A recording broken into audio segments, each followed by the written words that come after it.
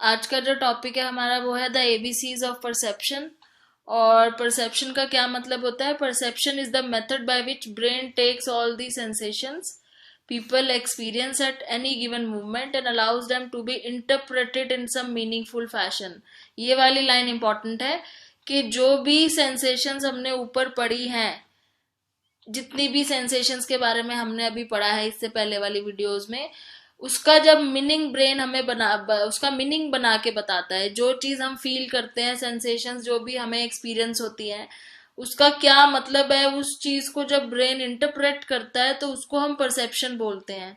और परसेप्शन जो है ना, वो सबकी अपनी अलग अलग होती है। यहाँ पे ये लाइन लिखी हुई है कि perception has some individuality to it. अब ये इंडिविजुअलिटी का मतलब ये है कि सबके लिए परसेप्शन का मतलब अलग अलग होता है। किसी को कोई चीज देखने में कुछ और लगती है, किसी को कुछ वही चीज कुछ और लगती है। तो एक ही चीज को देख रहे हैं, सेंसेस सेम यूज हो रही हैं, लेकिन किसी को वो चीज अलग दिखती है, किसी को अलग दिखती है, तो परसेप्शन अलग अलग होती है। ऐसे ही अगर हम खाना खाने की बात करें, तो जैसे अगर हम टेस्ट के परसेप्शन की बात करते हैं, तो कोई चीज खाने में किसी को बहुत अच्छी लगती है, किसी को खराब लगती है, तो उसमें सेंसेशन एक ही यूज हो रही है, सेम सेंसेशन सब यूज कर रहे हैं, लेकिन परसेप्शन सबकी अपनी अपनी अलग है उस चीज को लेके।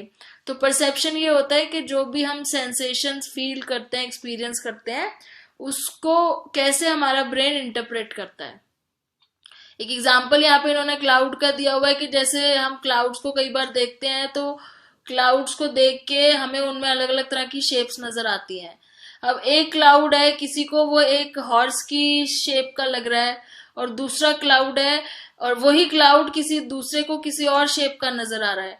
तो अब है तो एक ही क्लाउड, और दोनों ही जो लोग उसको देख रहे हैं, दोनों अपनी आंखों का यूज कर रहे हैं, सेम सेंसेशन का यूज कर रहे हैं, लेकिन किसी को उसकी शेप हॉर्स जैसी लग रही है, किसी को उसकी शेप किसी काऊ जैसी लग रही है। तो मतलब सेंसेशन सबको से सिमिलर हो रही है, लेकिन उनका परसेप्शन दोनों का अलग है। ठीक है।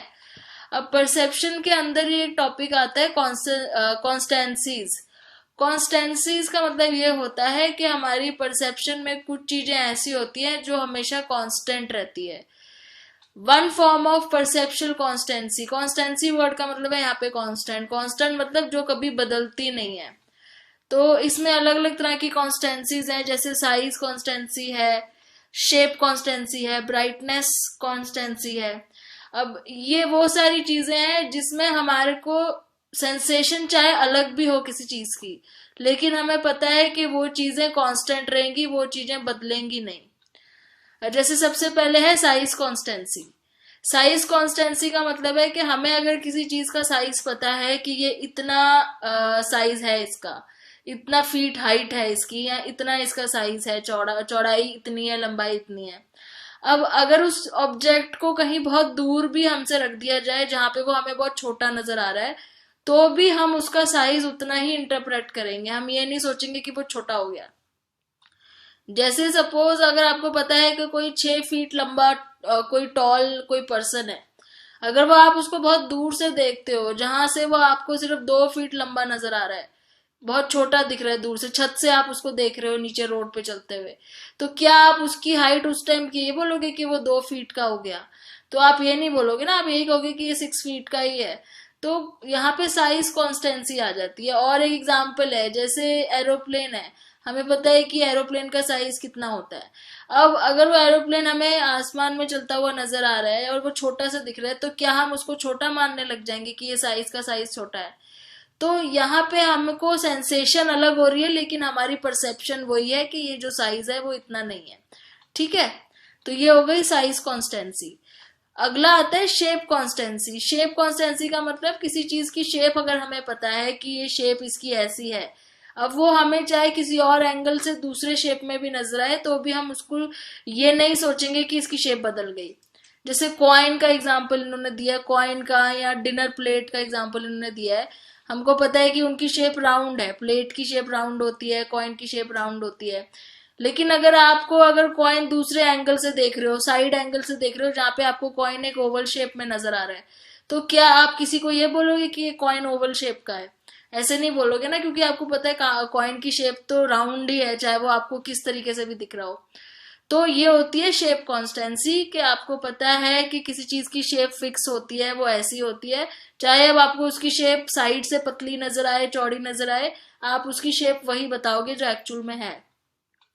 तो यहाँ पे परसेप्शन चेंज होने के बाद भी कुछ चीजें कांस्टेंट हैं। और तीसरी चीज है ब्राइटनेस कॉन्स्टेंसी। ब्राइटनेस कॉन्स्टेंसी में ये होता है कि आपको अगर किसी चीज की ब्राइटनेस का आइडिया है, तो वो आप उसको चाहे अंधेरे में भी देखोगे तो भी आपको पता होगा कि ये ब्राइट है, आप उसको तब डल नहीं बोलोगे। एग्जाम्पल के तौर पे इन्होंने यहाँ पे ये दिया हुआ है, जैसे कि अगर किसी ने व्हाइट शर्ट और ब्लैक पैंट पहनी है, और आपको पता है कि व्हाइट शर्ट ज्यादा लाइट रिफ्लेक्ट करती है और ब्लैक पैंट जो है वो लाइट रिफ्लेक्ट कैसे, डार्क बहुत कम लाइट रिफ्लेक्ट करेगी। अब अगर अंधेरे में वो पर्सन आ जाता है और आप उसके कपड़ों को अंधेरे में भी देखते हो, तो आप यही जज कर पाओगे कि जो ऊपर शर्ट पहनी है वो लाइट कलर की है और नीचे वाली डार्क कलर की है। आप अंधेरे में ये नहीं बोलोगे कि ऊपर वाली भी ब्लैक है और नीचे वाली पैंट भी ब्लैक है। तो उसमें क्या है, ब्राइटनेस की कॉन्स्टेंसी, आपको पता है कि दोनों की अलग अलग ब्राइटनेस है दोनों चीजों की, तो चाहे अंधेरे में भी आप उसको देख रहे हो तो भी आप उसकी अलग अलग ब्राइटनेस को जज कर पाते हो परसेप्शन बदलने के बाद भी। फिर परसेप्शन के अंदर ही बहुत ही इंपॉर्टेंट ये कुछ प्रिंसिपल्स आते हैं, जेस्टॉल्ट प्रिंसिपल। और जेस्टॉल्ट का मतलब है किसी भी चीज को एज अ होल देखना। एज अ होल मतलब एक पूरा करके देखना। चाहे आपको कोई चीज टुकड़ों में दिखाई जाए, लेकिन आप उसको पूरा एक ग्रुप की तरह देखते हो, तो उसको हम जेस्टॉल्ट प्रिंसिपल बोलते हैं। और इसमें अलग अलग बहुत सारे प्रिंसिपल्स हैं, और मेनली सबसे पहले तो फिगर ग्राउंड रिलेशनशिप की बात करी हुई है यहाँ पे। फिगर ग्राउंड रिलेशनशिप का मतलब है कि जब भी हम किसी चीज को देखते हैं तो हम हमेशा उसमें दो चीजें अलग अलग कर देते हैं, एक होता है उसका बैकग्राउंड, एक होती है फिगर। जैसे अब यहाँ पे व्हाइट कलर का बैकग्राउंड है और ये ऊपर इसके फिगर बनी हुई है। जब भी हम किसी पिक्चर को देखते हैं, अब सपोज आप इस फ्लावर को ही देख रहे हो यहाँ पे, तो यहाँ पे ये फिगर है और ये व्हाइट उसका बैकग्राउंड है।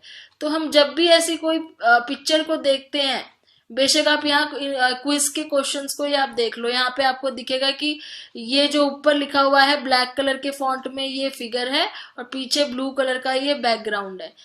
तो हम किसी भी चीज को जब देखते हैं तो हम उसमें दो चीजों को अलग अलग कर लेते हैं, एक हो जाती है फिगर, एक हो जाता है बैकग्राउंड, जिसको इन्होंने लिखा हुआ है फिगर ग्राउंड रिलेशनशिप। अब इसमें क्या होता है ना, कि इन्होंने नेकर क्यूब का एग्जाम्पल दिया है। नेकर क्यूब इसको बोलते हैं, जो यहाँ पे क्यूब आपको दिख रहा है बना हुआ, ये वाला क्यूब है जो इसको नेकर क्यूब बोलते हैं। इसमें क्या है एक बार पढ़ लेते हैं। It has been officially since 1832 when a Swiss scientist who was studying the structure of crystal first drew it in his published paper. The problem with this cube is that there are conflicting sets of depth cubes, so the viewer is never really sure which plane or edge is in the back. इसमें क्या होता है, जैसे अब आप इसको देखोगे, अगर आप फर्स्ट टाइम देख रहे हो तो हो सकता है कुछ लोगों को इसका ये वाला पोर्शन आगे लग रहा हो और ये वाला पीछे लग रहा हो, और कुछ लोगों को इसका ये वाला पोर्शन आगे लग रहा है और ये वाला पीछे लग रहा है। अगर आप इसको ध्यान से देखो तो आप इसको दोनों तरीके से देख सकते हो। एक तरीका ये है कि जिसमें आपको ये वाला जो पोर्शन है इसका ये फ्रंट में दिख रहा है और वो पीछे, दूसरा वाला बैक में। दूसरा तरीका ये है, अगर आप इसको थोड़ा सा और ध्यान से लगातार देखोगे तो आपको ये वाला पोर्शन फ्रंट में नजर आएगा और दूसरा वाला इसके बैक में नजर आएगा। तो आप इसको 2 मिनट ध्यान से देखो वीडियो को पॉज करके, तो आपको ये क्यूब जो है दोनों तरीके से दिखेगा। तो ये नेकर क्यूब यहाँ पे ये दिखा रहा है कि हमको अलग अलग तरीके से भी परसेप्शन हो सकती है, और ये जो डिफरेंट टाइप से परसेप्शन होती है सेम सिमिलर चीज की, उसको हम इल्यूजन का नाम देते हैं, उसको हम बोलते हैं इल्यूजन। तो ये नेकर क्यूब के अलावा एक यहाँ पे ये एक और फिगर है यहाँ पे जो इन्होंने दिखाई हुई है, ये देखो आप ध्यान से, तो आपको कभी लगेगा कि ये एक फ्लावर पॉट है यहाँ पे, जिसको फ्लावर पॉट कह सकते हो, या फिर इन्होंने जो अपने एग्जाम्पल में इसको नाम दिया है टू फेसेस, ये गॉबलेट, ये जो बीच में एक वास बना हुआ है ना, वास भी बोल सकते हैं हम इसको, गॉबलेट लिखा है। तो इसको ध्यान से देखोगे तो कभी आपको ये व्हाइट गॉबलेट नजर आएगा, नहीं तो ये ब्लैक कलर के 2 फेसेस नजर आएंगे जो एक दूसरे को देख रहे हैं। तो अब इस पे या तो आप ब्लैक बैकग्राउंड बना दो और व्हाइट कलर के गॉबलेट को फिगर बना लो, या फिर आप व्हाइट बैकग्राउंड बना लो और ब्लैक वाले फेसेस को फिगर बना लो। तो ये डिपेंड करता है कि आप इसमें से फिगर किसको चूज करते हो और ग्राउंड किसको चूज करते हो। तो इस तरीके से हम अपनी परसेप्शन को स्विच कर सकते हैं, और इसी को हम बोलते हैं इल्यूजन। अब ये इल्यूजन किस बेस पे होता है? इल्यूजन इस बेस पे होता है कि आप कौन सी चीज को फिगर बनाना चाहोगे। People seem to have a preference for picking out figures from the background even as early as birth। मतलब जब आप पैदा होते हो तभी से आपको जब आपकी आईज वगैरह देखना सीखती हैं तभी से आपको ये चीज आदत हो जाती है कि आप एक चीज को फिगर बना देते हो और बाकी चीजों को उसका बैकग्राउंड बना देते हो। हम दोनों चीजों को सिमिलर एक साथ वैल्यू नहीं देते, हमेशा एक फिगर होता है और दूसरा बैकग्राउंड होता है। तो इसी में इल्यूजन्स में आगे जो जेस्टॉर्ट प्रिंसिपल्स में सबसे पहले जो डिस्कस करेंगे फिगर ग्राउंड रिलेशनशिप के बाद, उसके बाद आता है सिमिलैरिटी। अब सिमिलैरिटी का क्या मतलब है? इसमें नीचे फिगर्स दी हुई है, मैं पहले ये समझा देती हूँ ताकि आपको फिर उसमें थ्योरी समझ में आ जाएगी। सिमिलैरिटी का मतलब यहाँ पे है पहले इन्होंने इन्होंने प्रॉक्सिमिटी पहले डिस्कस किया हुआ है, तो पहले प्रॉक्सिमिटी देख लेते हैं। प्रॉक्सिमिटी प्रिंसिपल ये बोलता है कि जो चीजें ज्यादा पास होती है वो हमें एक साथ लगती हैं। अब जैसे ये यहाँ पे जो डॉट्स हैं, यहाँ पे हम ये नहीं कह सकते कि वर्टिकल लाइंस बन रही हैं या हॉरिजॉन्टल लाइंस बन रही हैं, क्योंकि यहाँ पे सारे डॉट जो है ना वो इक्वल डिस्टेंस पे हैं। लेकिन अगर आप इस पे आओ तो आपको यहाँ पे ये दिख रहा होगा कि वर्टिकल लाइंस है, 1 2 3 4 5 वर्टिकल लाइंस है। वो हम ऐसा क्यों गिन रहे हैं? क्योंकि यहाँ पे ना डॉट्स के बीच में वर्टिकली डिस्टेंस कम है और हॉरिजॉन्टली डिस्टेंस ज्यादा है, इसलिए हमें वर्टिकल लाइंस एक साथ नजर आ रही है। ठीक है, अब यहाँ पे इन्होंने क्या किया, वर्टिकल डिस्टेंस ज्यादा कर दिया, हॉरिजॉन्टल डिस्टेंस कम कर दिया। अब प्रॉक्सिमिटी का मतलब होता है नियरनेस, तो जो चीज ज्यादा नियर होती है वो हमें एक साथ लगती है। अब यहाँ पे हॉरिजॉन्टली ज्यादा पास है और वर्टिकली दूर है, इसलिए हमें हॉरिजॉन्टल लाइंस नजर आ रही है। यहाँ पे वर्टिकली ज्यादा पास है तो हमें वर्टिकल लाइन नजर आ रही है, और यहाँ पे इक्वल डिस्टेंस है इसलिए हम यहाँ पे वर्टिकल और हॉरिजॉन्टल दोनों एक साथ ही देख रहे हैं। तो ये हो गया प्रॉक्सिमिटी प्रिंसिपल। इसकी थ्योरी में क्या लिखा हुआ है? Simple rule of perception is the tendency to perceive objects that are close to one another as the part of same grouping। मतलब जो ऑब्जेक्ट एक दूसरे के ज्यादा पास होते हैं उनको हम एक ग्रुप में डाल देते हैं, इस कॉल्ड प्रॉक्सिमिटी और नियरनेस। तो ये हो गया प्रिंसिपल। दूसरा है सिमिलैरिटी प्रिंसिपल। सिमिलैरिटी प्रिंसिपल में ये होता है कि जो चीज हमें सिमिलर दिखती है उसको हम एक ही ग्रुप में डाल देते हैं। अब जैसे इस फोटो में आपको दिख रहा होगा कि एक ग्रुप पिंक डॉट्स का है, एक ग्रुप ब्लैक डॉट्स का है, फिर एक पिंक का है, जबकि ये ग्रुप नहीं है, ये सारे सिमिलर एक ही डिस्टेंस पे प्लेस्ड हैं, इनके डिस्टेंस सेम है, लेकिन हमने इनको ग्रुप में क्यों नजर आ रहे हैं हमें ये? क्योंकि इनका कलर सेम है, इनका कलर आपस में सेम है, फिर इनका कलर सेम है। वही अगर हम इनको ब्लैक कलर का कर देंगे तो इनका ग्रुप खत्म हो जाएगा। तो सिमिलैरिटी प्रिंसिपल ये बोलता है कि tendency to perceive things that look similar as being part of the same group. तो जो चीज सिमिलर होती है हम उनको एक ही ग्रुप में मान लेते हैं। और इसका बहुत अच्छा एग्जाम्पल यहाँ पे दिया हुआ है यूनिफॉर्म का, कि जब भी हम किसी स्पोर्ट टीम को खेलते हुए देखते हैं तो उनकी सेम यूनिफॉर्म होती है, तो चाहे वो फील्ड में कहीं भी खड़े हो हम उसको एक ही ग्रुप मान के चलते हैं। नेक्स्ट आता है principle of closure. Closure principle को एक बार यहाँ देख लेते हैं पहले। क्लोजर प्रिंसिपल का मतलब है कि चाहे कोई चीज टूटी टूटी आपस में जोड़ रखी हो तोड़ तोड़ के, लेकिन हमारी आईज उसको एक सिंगल फिगर की तरह देखती है।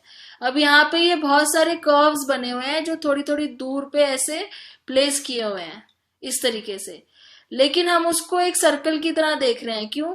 क्योंकि हमारी आईज एज अ होल देखती है। एज अ होल मतलब एक पूरा फिगर बना के देखती है। तो हम इसको ये नहीं बोलेंगे कि ये 1 2 3 4 5 6 7 8 9 10 11 कर्व लाइंस हैं।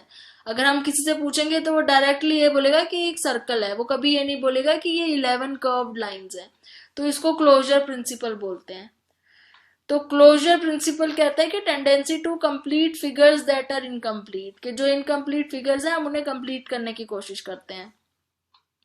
जैसे आर्टिस्ट वगैरह होते हैं जो अपने ब्रश के स्ट्रोक से एक पूरा फेस बना देते हैं। कई बार वो दूर से आप देखो तो आपको एक फेस नजर आता है, पास जाके देखो तो खाली वो कुछ अलग अलग टुकड़े होते हैं, ठीक है।